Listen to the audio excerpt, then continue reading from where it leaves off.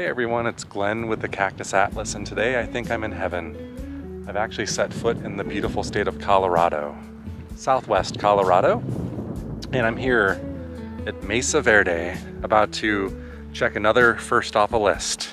First Colorado video, and I guess first time at Mesa Verde. I've wanted to visit this place for a very long time. This is the first stop. I want to say the ruins are miles away from here, according to what Google was telling me, like 20 some odd miles, so we'll find out. I've come here to learn about what the deal is. Can you do self-guided tours? Are they all guided? I don't know. We're gonna find out. The visitor center was very, very nice. Seemed almost kind of new. I could be wrong, but it was just really beautifully done. The exhibit's short and sweet, but to the point, a lot of good facts, and some of the stuff wasn't open. And you got a peek into the research center, where I assume all the people in the white lab coats are working. So number one, many of the structures here, probably a lot of the good ones, are on ranger guided tours only, and you're supposed to book them in advance on recreation.gov, which I did not do. In fact, I'm not even interested in guided tours today. There are a couple self-guided things though and options in the park. So I think that's going to be the theme of our video today, are the self-guided things you can do when visiting here at Mesa Verde.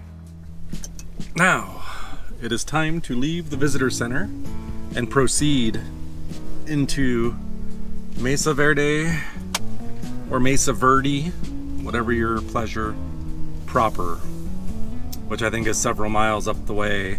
And to be honest, I don't know how good the self-guided tour options are going to be, or how many. I read about 2 things. One of them includes touring some ruins, so I don't know how large they are, or if they're the biggest ones. They probably are not. But hey, it's a learning experience, isn't it? So once I get up here about a quarter mile up the road, I'm expecting a entry station and a map. They didn't have maps at the visitor center. I looked everywhere, and other people didn't have them in hand either. I'm like, how could you not have maps at the visitor center? But apparently, I guess they want you to flash your park pass that you hopefully have when you go up to the gate to obtain the privilege of one.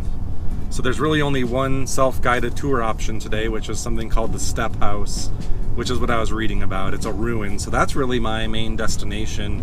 I think there are going to be some pullouts and other scenic view opportunities also. So I'm gonna try to make a leisurely, enjoyable drive. Already really digging it a lot. And then yeah, we're gonna get to this ruin, and hopefully it's worth the hour it takes to drive to it. So there's another learning for you that I didn't know. I'm just flying by the seat of my pants, and this was not part of my original itinerary today, so this was very spur of the moment.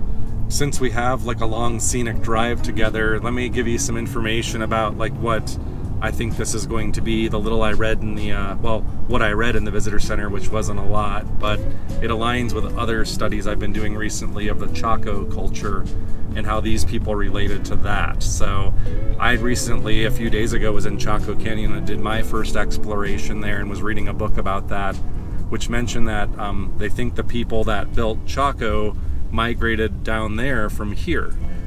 So these would have been the ancestors of those that ended up settling down in that region. So I'm expecting to see similar architecture. I think this group of people was here estimated from 700 AD to 1200 AD.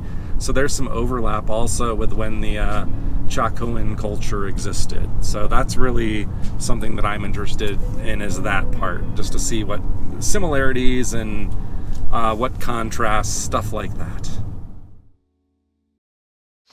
So if you're doing the self-guided tour, why not stop at overlooks? Because if you can only really tour one ruin, then why not get your money's worth? I absolutely love this view. How would you know that I'm actually not in Hawaii right now? I'm in Colorado. There's a lot of juiciness to the atmosphere today. It's like we're partially in the clouds, you can see it.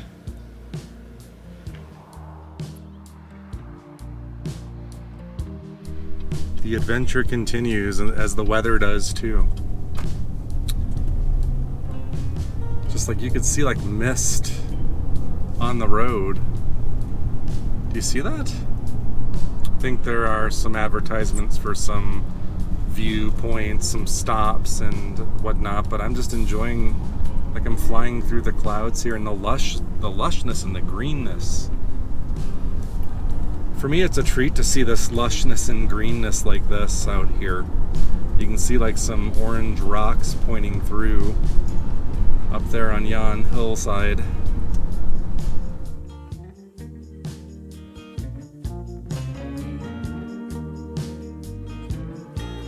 We are at the highest point in Mesa Verde National Park. There's a trail up to a fire lookout, steep but short. It's only 0.2 miles, so 32 feet of elevation gain. So far, I'd pay a small fee just for the views we're getting in this park. But of course, the thing I'm most interested in is the history and the ancestral Puebloan culture. And I'm getting my characteristic shortness of breath. Seems like once I get out like over 8,000 feet and I start to walk, I feel it faster. I see some more turns, but I see a lot of stuff over there. So I'm wondering if we're getting closer to the prize. You know, it's kind of a bummer. Now I want to do the guided tours, but I just don't like filming on guided tours. It's hard because I can't really engage with you guys. But I want to do it in the future for sure.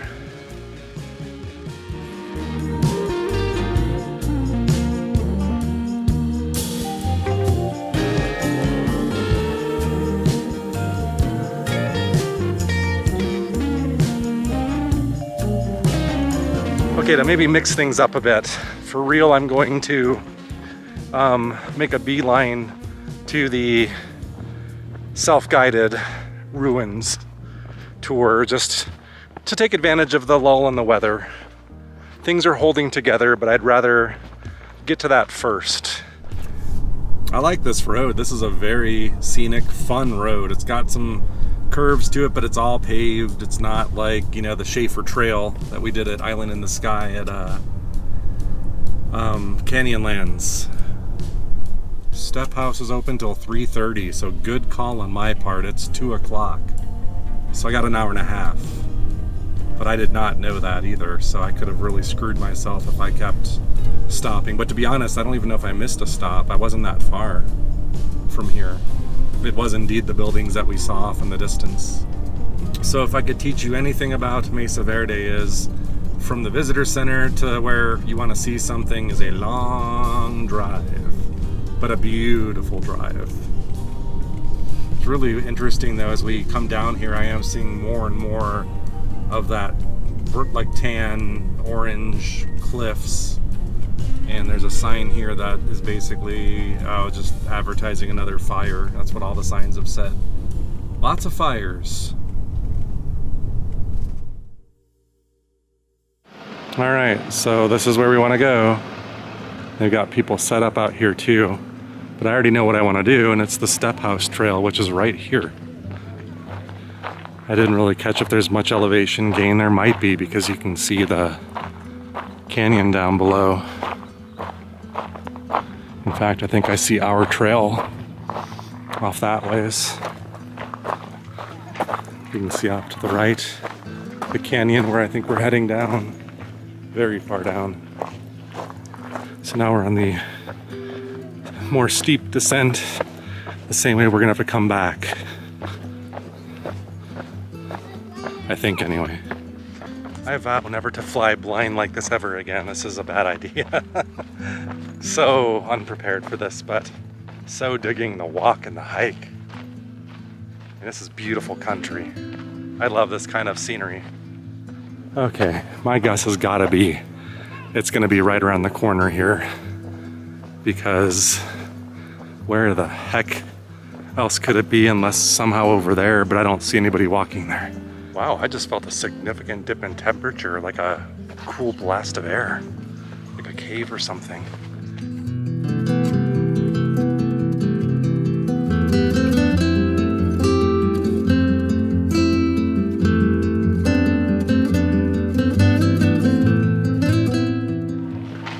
I wonder if these are like pit houses here. which would be typically earlier dwellings, but I see kivas.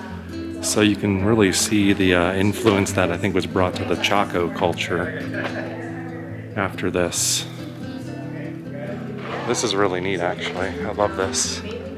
Really well preserved ruins, but very crowded also, very touristy. This looks like some kind of a kiva, and you can actually see 4 what I assume are original poles, maybe that were burnt at some point and they're kind of charred. Wow. And here are prehistoric steps. So I'm guessing that the ancient ones fashioned some stairs with some stones. But if you look, you can really see it's certainly a place of travel. It's really, really neat. You're right underneath these really large sandstone cliffs.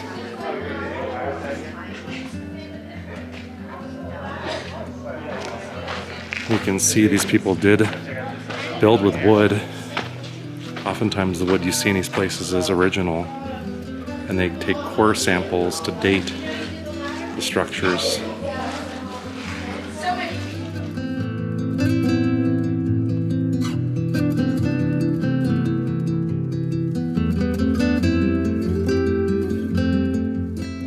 This is a really nice view from up here, actually.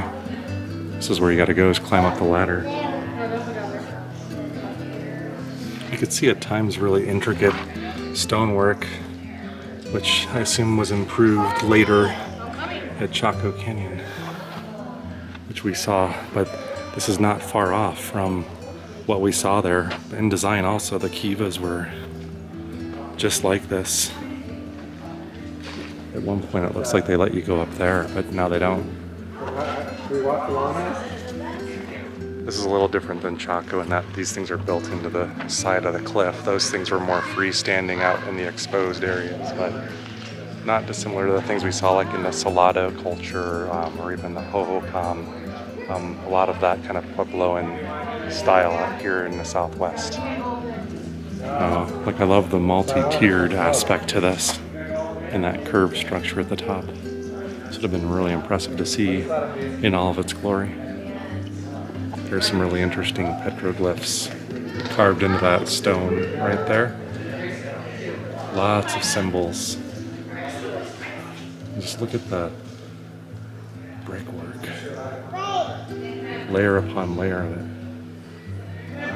I will be honest, there's a lot less to this than I was hoping. So I'm glad we documented some of the views on the way up, because I did that just in case this was going to be relatively quick. We have more to explore in here, so we're not done quite yet. The ranger was dropping a few facts on some people, and she said that was about 90% original, so most of what you saw was like naturally there. All right, not far from the Step House trailhead is another trailhead. I asked the ranger if there's any good overlooks of the Longhouse, and there are some over here. About a mile and a half of walking, I think. One way probably, so we're gonna get some more exercise. So you could see how, I'm not even sure which fire this is. There's so many in this area, but this whole area is just decimated. This would have been like the woods. It's sad. It's especially more sad because my guess would be these things are almost always human caused anymore. I'm hustling, because I'm just fearful at any minute the weather could turn, but right now it's beautiful. It's just getting more and more blue sky as the day goes on. So I see this half-mile sign. I don't know if that means a half mile to the Longhouse overlook, because I think it's about a mile there, something like that. And I'm doing like a collection of trails, and there's a canyon down there. But so far, no dwellings that I've seen. All right, I chatted with the ranger over there to figure out what my options are. There is a Longhouse trail. You do need the reservation to go that way on the guided tour, but about a half a mile up this way is the overlook I'm seeking out for the Longhouse, and he says it's a great view. All right, did I find it finally? I've been looking for you all day, and I'm getting nervous now, so you see, we gotta hustle. This is, oh my, look at that. That is impressive, and that is what I expect. And you can actually see a tour group down there. I'm gonna have to get my other camera out so we can zoom. There's the Longhouse, folks, and there's a tour in progress. You can actually hear them talking from up here.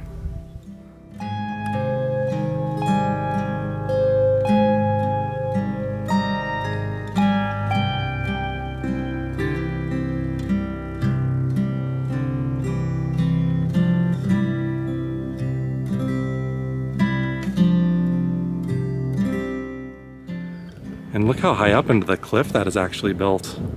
You can see the trail too. That's where that trail goes, where you catch the tour.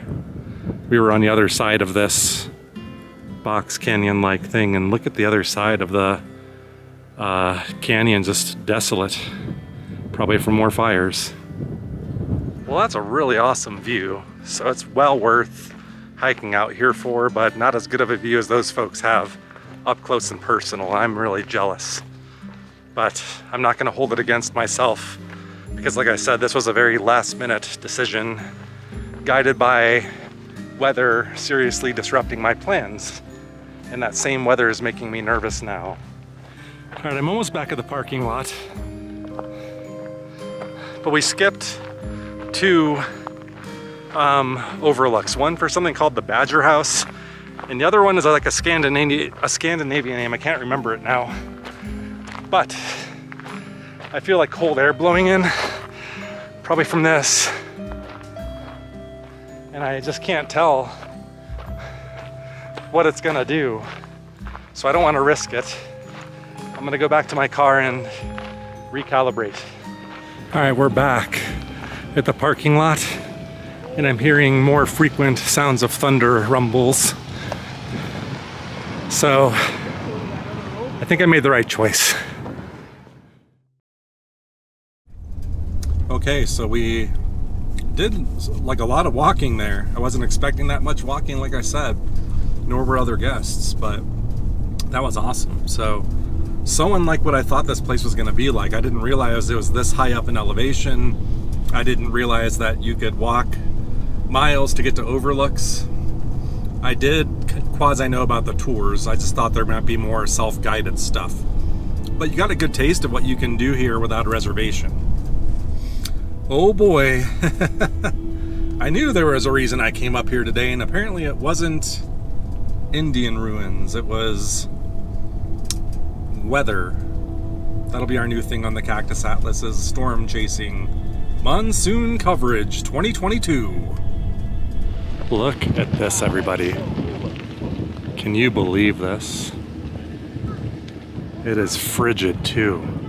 And I'm getting a spray of mist on me. See, I wasn't kidding when I said the clouds have touched the top of the mountain here. This is amazing. I hear people describing it as what it looks like at the Golden Gate Bridge sometimes when you see the fog blowing in. I've never seen that with my own eyes. And you can see the sun beyond. See, folks, this is why you come to the Cactus Atlas, for minute-to-minute coverage of weather. Oh boy. I'm chancing it with this camera, but here comes the mist and the clouds here. Like we're literally in the cloud now. All right, I gotta get in there, it's cold and wet. All right, pretty soon, there ain't gonna be much to see. Now you understand why I'm so cautious with my camera. Well, I shouldn't say I'm cautious because I go out in these situations not unprepared, but why I wimp out and I turn back soon, because I've learned my lesson. And just look out there, you could see the sun again. That's out towards where we were, but I'm pretty convinced this storm is blowing towards where we were hiking. But where the sun is out the way of the ruins. See how the clouds are like right on our heads? Amazing. Absolutely amazing. Contrast this against the drive-in. You can't see anything now.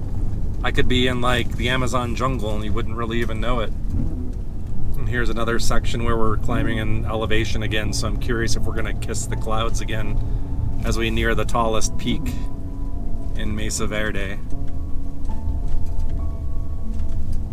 Or is the spectacle over? Did we see the climax of it? Here we go again, like right into the clouds. I came over the top of that and boom, look at that. Let me just go slow again. You can't see anything now, so it's not even worth me getting out of the car. But I just want to park here just so you could see the clouds like slowly blowing by. It's like the movie The Mist. You ever see that, based on that Stephen King short story? I think this view says it all. You could see canyons out on those plateaus below. Maybe the very canyons we were just exploring. And look at this thing rolling in through here.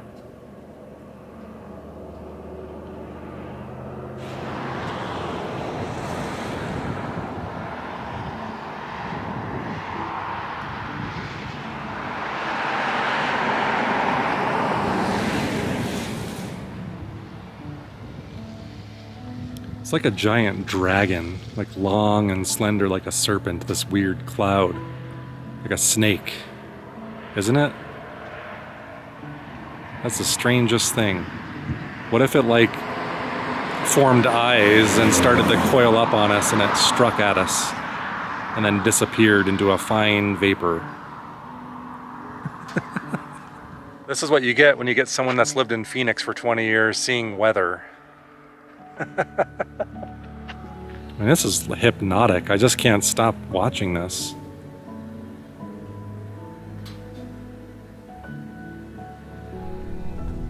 Alright, we're passing the gates. They've closed up for the day. So we would not be able to go in now if we wanted to. But wow, we came down that mountain and that was an adventure in and of itself. So I don't know, that was a weird episode. We didn't get to do some of the obvious things we would have wanted to do here, but we got to see some extraordinary events in the weather. So I don't know. I hope, whatever it was, I hope it was fun. And I hope you come back for more next time, because we got plenty more to dish out. See you later.